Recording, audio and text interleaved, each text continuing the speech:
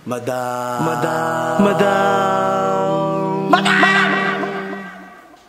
Ivan. Hi guys! Welcome back to my channel. Today, video dito sa bahay ni Aye. Yung inyong ko dapat yung actually walang yung bahay ni Aye na kay Arte. So, inaano ko na ipadala. And ngayon, I don't know, siguro by now alam niya na yung bahay ni Aye. And I did not surprise na ako munang magbabayad ng kuryente ni Aye para makalipat na kami dito. Kasi plan ko rin talaga na hindi naman very soon, pero maybe I'm thinking of i-give up na yung apartment ko. Medyo matagal na rin naman ako doon. And iniisip ko na tumira na lang ako dito sa bahay ni Aye para matirhan na itong bahay ni Aye. Dahil feeling ko naman, hindi kami maghihiwalay ni Aye. Kung nakanak ko na din ka, parang wala akong iyon ng buhay ko na hindi ko kasama si Aye. Lalo na lately. Magkasama kami sa St. Andrew, Paranaque, ang dami, lahat ng bahay ko kasama ko si Aye. So feeling ko, I think it's about time na tirahan namin ang bahay ni Aye. So, titira kami dito. So, ay ngayon, magbabayad tayo ng kuryente. Ako muna magbabayad, i-surprise ng iba kala. Para wala nang talagang wala nang ang raon para hindi tumira sa bahay niya, diba? So, tara, samahan niyo ako sa Meralco ko. Nakapang jogging outfit ako kasi dapat mag-walking na ako. Ay, anong oras pa lang pala. So, nandito na tayo sa Meralco. Bukod yun. So, ayan, medyo may pila rin pala. Akala ko, simpleng lang, pero may number na ako. Akala ko, simpleng magbabayad ka lang ng na kuryente, ng bill, pero hindi pala ganun kasi nahatak na yung contador kung kailangan mo talagang i-reapply. Dito naman tayo sa City Hall. Ang dami palang kailangan! So, ayan, nandito tayo sa City Register of Deeds Office. Ang dami palang kailangan. Ang dami kailangan mga papeles. A few moments later. So, ayan guys, may bago ako na-discover na walking spot dito sa Cavite. Dito sa Amay, di Ocampo ba to? Oo. Di Ocampo. Ang ganda niya. Parang parang nang dito pinag-walkingan ko sa may Sherwood. Pero ito, malaki. Lalo na pag ditong part, parang alam mo yun, parang it's like heaven, diba? Pero bakit tayo pumunta na heaven? Bata pa tayo, marami pa tayong gagawin. So, yeah, walking muna ako guys. Ang ganda rin dito, in fairness, kagaya na ng Sherwood, kung saan ako nag-jogging dati. Although, pinakaiba niya lang, merong harang dito sa gitna, parang may island. Ito naman wala, malawak talaga. Ano dumadaan dito? Wala anong dumadaan. Konti lang yung mga ang medyo malayo sa bayan. Parang hindi ka makakaano dito pag wala kang motor or konti. Abs kong kita. Ba't may pa-abs? May pa-abs nun, kuya, grabe. Nakatuwa, may mga nagbabike.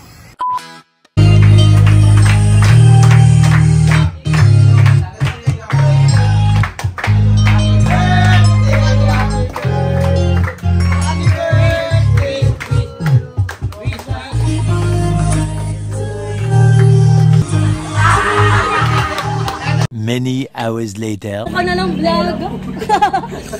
Ay, ang ganda na po ko. Ay, ganda design. So, ayan, nandito kami ngayon sa La Maria by Mother Queen. O ano mo na lang kayo mag-hype ang vlog. Labi ka pa din. Baka nyo na lang yung clips, so skip nyo na to. Maraming clips sa akin. Panoodin nyo yung vlog ko. Oo nga pala. Ako lang pala talagang walang Clips. ganda nung ng katawan ko ngayon. Ayun yung gusto ko sa'yo, mataas confidence mo. Diyan ka bumawi. Charot lang. Hindi ba taga nagagawa? Ngayon ka lang gumando kung kailan malapit ka. Charot. Masamang daw. Dress yung sa swing, malaki ng muscle. Kaya nga, ang pait mo madam noon. Pait ko madam, kailangan mo mag-lift. Magbuhat-buhat. Kasi parang... Yan yung malaki yung balat. Oo, maliit lang yung ang pait mo nga. Sobrang ganda mo. Nandito kami ngayon sa La Maria Beauty Lounge by Mother Queen. So, bibitahin nyo na to. Nasa-comment lang ko ng dito ako nagpagawa ng aking nail. Ayan. So, hindi ako nag-vlog kasi pagod ako. Bakit naman ang update? Bakit tawag-tawag? Ay, maganda kaya. Wala, hindi. Si Emma kasi nilalait ka niya. Natatawa lang ako. Pag ikaw talaga, ako nabaliw. Pag gusto ko lang umuwi kasi mag-walking pa ako. Walking ka na nga ngayon. sa'yo. Ang ganito, kung mag-walk niya kung ganito. Alisin mo to para makomportable. Kita na lang yung mga mangga. Bakit ka na ganyan? Wala lang. Hindi mo iningi second opinion. Uy, pang iba. Dapat sa lahat ng decision mo, humingi ka ng second opinion. Pero hindi, maganda madam. Ay, baka iba siya pa si madam, hindi na nag-jersey yan. Oo. Sabi niyo, wag ako mag-jersey pag ano. Ngayon lang to, wag kayo matasanay. Pero madam, ang ganda yung all friends. Walang halong MM, maganda. Ang ganda ng jacket, ngayon ko nakita, ang ganda. Nabili ko to, ay, bigay ito ni Ron Kyle nung nag-Baguio kami. Hindi ka mainit. Actually. Sobrang init. Hindi mainit, sobrang init tayo. Ganda. Net, mag-get ka naman sa vlog ko. Net, mag-get ka mo. Pala ka. Ang muli natin pagkikita. Tayo sa Musileo. Mag-get ka mo. tayo habang nandito kayo, diretso na tayo doon. Gusto mo ba? Oo. Kaya mo? Oy, bakla mo si Leo daw ngayon. Aye! Pagkakaperahan naman ako. The world is Ngayon. Oo. Ngayon ako itim. Apat tayo! Lima yan. Hindi marunong magbilang. Lima. Apat tayo, sabi ko. Hindi apat tayo. Wag na lang ako, Ning. Wag na lang ako. Sagay. Close yan! Wala, close yan! Tara na.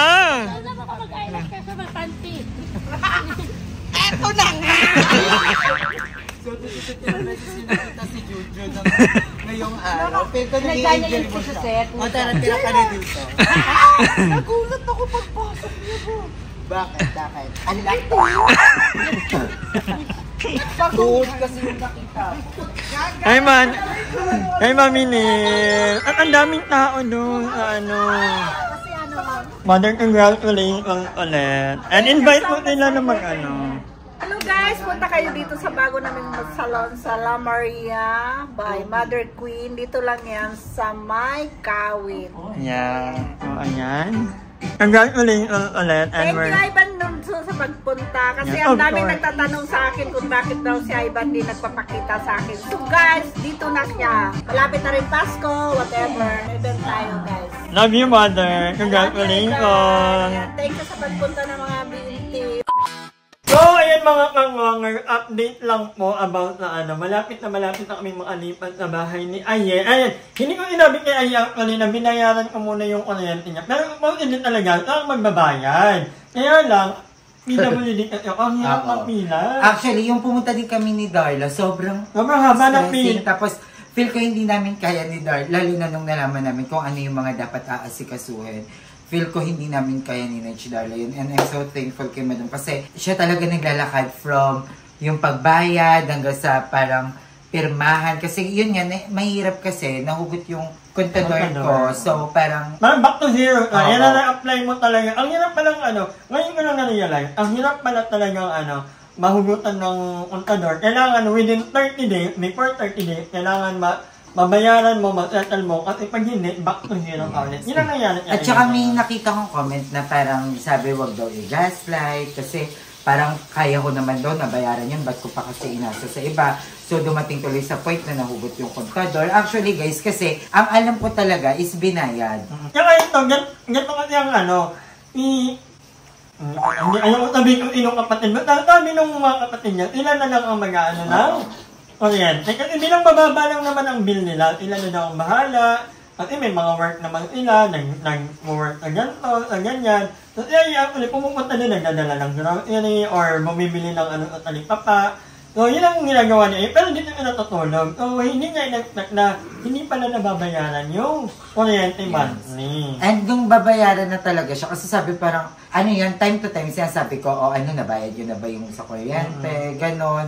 So, yun, parang lang ako na parang, wag daw pero wala po akong sinisisi na. Wala akong sinisisi na hindi na feel ko talaga parang, syempre, parang ako minsan may nabibigay sa akin, pero nagagamit ko siya sa iba kasi nagkakaroon ng emergency.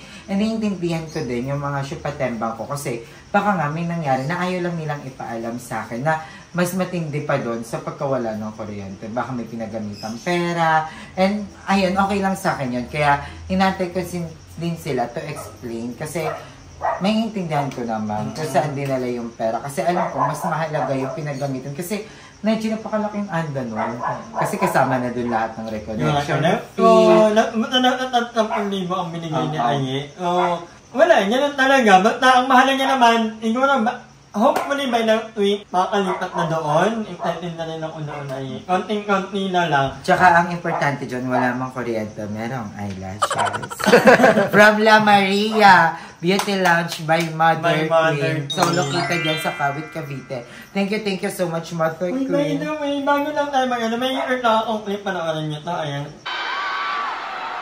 Parang panduloko sa bansa natin. Pinaiikot-ikot lang tayo. Tama na!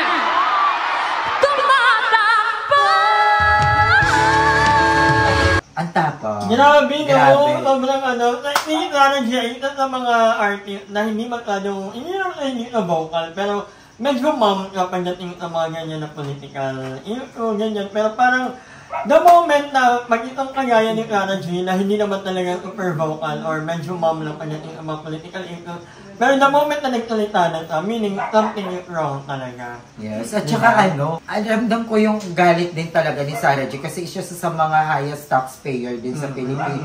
At pakalaki ng tax na binabayaran yan nila, tapos nanakawin lang, di ba? Ang unfair na si Sarah G kayang-kaya naman yan mag-jet plane, mag-travel, bumili ng napakaraming Birkin bags, pero hindi kasi napakalaki ng tax ng Pilipinas. Bawat bili mo may tax, may binabayaran pa siya niyang tax talaga sa mga endorsement niya, di ba? Income tax. May mga income tax, tapos bibili siya ng Birkin, may tax pa din yun. Lahat ng galaw ng mga...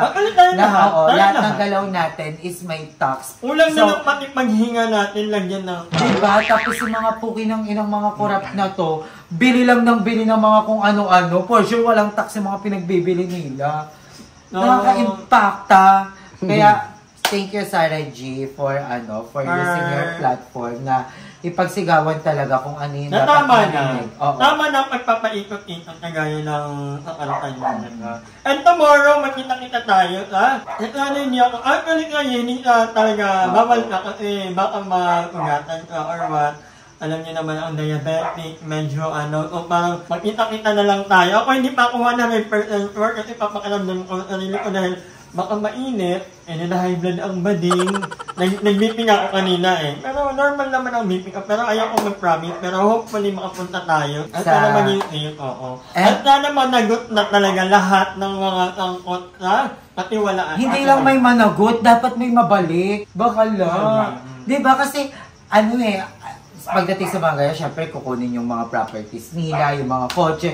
Sana naman, pag nakuha lahat ng mga yon, hindi naman i-corrupt ulit. Diba? Ibigay sa sambayan ng Pilipinas. Ako meron ako na, parang mga smuggled car, na mahal, kinuha, na ibenta, minira. Ano ba yun? Pwede namang ibenta na lang.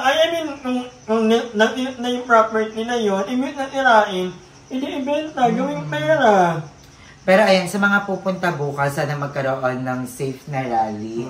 Iparinig natin ang boses ng Pilipino. And maraming salamat sa lahat ng pupunta. Pero huwag natin kalimutan kung bakit ba kayo nandun. Hindi para makipagbatuhan ng bote, makipagpatayin sa mga polis, makipagbubugan, makipagtsuktsakan sa gilid, di ba? Nandun kayo dahil nanakawan tayong lahat. Nanakawan kayo. And gusto ko man talagang pumunta kasi nga lang baka may bumatungan ng bote. Maano ang aking tiil, baka amputate ang abot nito. Diba? Pati pa ako manakaw nila. Diba? Kaya mag-ingat po tayong lahat at maraming salamat sa tapang nyo, sa courage nyo na pumunta. And yun, magdala kayo ng mga paracetamol para sa mga madaling mahilo, magkalagdag. More water. May ambon, may bagyong parating din. Mag-ingat po tayo. And ayun, sana wag po kayong mag-away-away kasi pag nagpapatayan po kayo doon, yung totoong nagnakaw, nanonood lang. True. Nakaupo sa malambot na sopan, malamig na aircon, hindi kayo naririnig, walang mga pakialam yung mga yan. Kaya wag po tayong mag-away-away at magpatayan dahil parehas lang tayong nanakawan. Even yung mga polis, gusto man nilang kalabanin ang gobyerno, pero may pangako kasi sila. May pangakong binitawan bago pasukin yung profesyon nila. So, ginagawa lang nila yung trabaho nila, hindi dahil galit sila sa atin na nanakawan. Dahil alam kong galit din sila kasi nanakawan din ng mga polis. So, yun, huwag tayong mag-away-away. Iparinig lang natin yung boses natin sa gobyerno. Huwag tayong magpatay na ipakita sa kanila na tayo yung nagkakagulo dahil tayo lang yung nanakawan. Dahil dyan, Anye Ramalia for President ng coming 2028. Ibaba ang presyo ng tax. At ng ano, Oo. malagang sa akin yung... At saka ako feel ko dapat bigyan ng tax yung anes. Ay, man. Di ba? Oo, naman tayo. Nahirapan na nga tayo. Ewan na. 300 lang, magiging 320 pa. At anyway, guys, happy birthday pala kay Mother E. Happy birthday! Panoorin nyo ang aming birthday alubong ni Mother E. And gusto ka rin mag-thank you of course kay Ma'am Tiklod and kay Ate Kanina na nagpadala ng Makdo kagabi. Ate Kanina, you're so bongga-bongga talaga. Love you so much. Ma'am Tiklod, love you. Thank you, Ma'am. Hanggang dito lang muna ang vlog nito. Magkita na yung vlog. Bye! Hi! Maraming salamat sa panonood ng video na ito. At kung natuwa ka, please don't forget to like and share yung video. Mag-subscribe na rin kayo para bongga na. Yun lang.